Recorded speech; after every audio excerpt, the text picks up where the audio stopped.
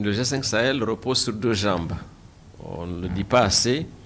La sécurité qui est essentielle, c'est pour ça que nous avons une force conjointe qui a été mise en place pour combattre le terrorisme, le crime transfrontalier, et y compris aussi, bien entendu, la traite des êtres humains, etc. Mais qui travaille sur nos frontières, sur trois fuseaux, ce que nous appelons des fuseaux. Ce sont les frontières, par exemple, entre le Niger et le Tchad, qui est le fuseau est, le Burkina, le Mali et le Niger, qui est le fuseau centre, où il y a beaucoup d'activités terroristes en ce moment, et le fuseau ouest, dont on entend parler peu, parce que c'est calme, c'est tranquille, ça, c'est la frontière Mali-Mauritanie. Je disais tantôt qu'il fallait que nous marchions sur deux pieds. Nous avons la dimension sécuritaire, mais il y a aussi le développement. La stratégie du G5 Sahel, appelée stratégie développement et sécurité, prévoit que sur le plan du développement, nous travaillons sur 4 axes. Toujours la défense de la sécurité, y compris la protection civile, y compris la judiciarisation, les questions de police, etc., d'accès à la justice. Mais nous avons aussi la gouvernance et tout ce qui est lié à l'autonomisation des femmes, au travail, au rôle de la jeunesse, l'emploi des jeunes, etc.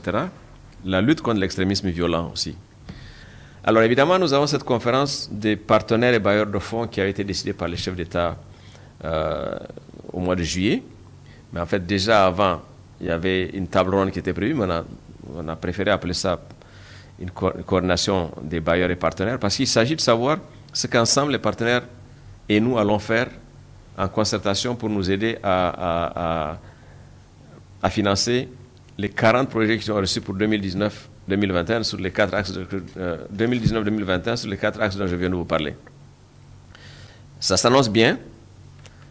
Ce sera le 6 décembre, donc dans 3 jours, à Nouakchott, Inch'Allah. Le 5, déjà, les ministres de l'économie vont se réunir, faire le point avec les partenaires. Et le 6, les chefs d'État, tous les 5 chefs d'État de la sous-région viennent, enfin du G5 Sahel viennent. En plus de ça, nous avons des participations importantes, que ce soit l'Union européenne, l'Union africaine, les Nations unies, mais aussi, moi je m'en félicite particulièrement, nous avons eu une annonce que le Premier ministre du Maroc dirigera la délégation du Maroc. Je dis j'en suis heureux parce que moi j'étais au mois de fin juin à Rabat, où j'ai eu des discussions avec le ministre des Affaires étrangères. Nous avons visité le Haut Commissariat pour la lutte contre la désertification. D'ailleurs, nous prévoyons d'envoyer une mission là-bas incessamment, au mois de janvier. Le ministère de la Défense, le ministère de l'Intérieur. Nous avons fait le point un peu sur le type de coopération les domaines de coopération que nous voulons avoir avec le Maroc, qui a l'expérience dans le domaine qui nous concerne, aussi bien la lutte contre le terrorisme, que surtout sur le plan de développement, y compris le secteur privé marocain.